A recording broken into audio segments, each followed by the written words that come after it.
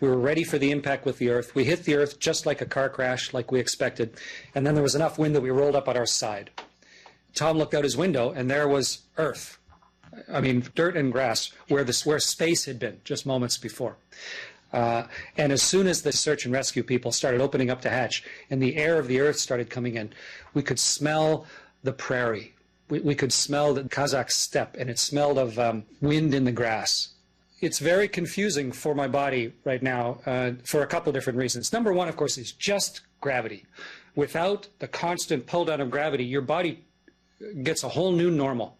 And my body was quite happy living in space without gravity. A very empowering environment where you can touch the wall and do somersaults, where you can move a refrigerator around with your fingertips, and never worrying about which way was up. Well, all that suddenly changed when our Soyuz slammed back into the Earth, and my body is catching up with the change.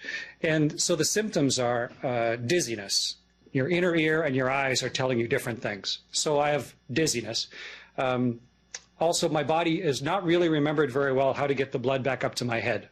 And so underneath my clothing, I've been wearing a G-suit to sort of like holding the bottom of a balloon to squeeze the blood up into my head. And I haven't held my head up for 5 months.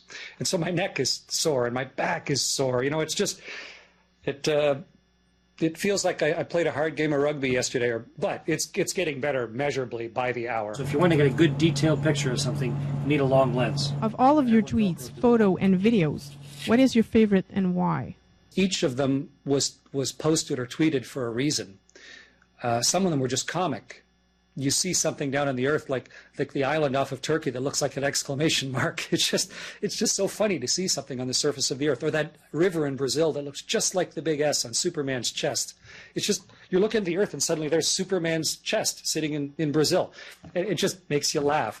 I feel like I've stumbled across something whenever I spotted one of those with the lens. And I was really looking forward to sharing it with people on Earth. But actually, I think the picture that I'm most proud of is probably not the one that is going to end up in anybody's gallery or anybody else's favorite. But early on in the mission, I was up there right before sunset, and I was looking at the horizon, and the sun over the Indian Ocean was reflecting off the upper atmosphere, and suddenly, for the first time in my life, I could see a phenomenon that I'd only read about, and I had thought only super scientists could even see. We call them noctilucent clouds. They're clouds way up in the very outer fringes of the Earth's atmosphere, and they're almost always invisible. But they are key in helping to understand global climate change. And there they were in front of me, and a few of them turned out so crystal clear. Not only did they look like a stained glass, delicate pastel-colored painting, but they also reveal how our planet works and a lot of the key processes that keep us healthy as a species.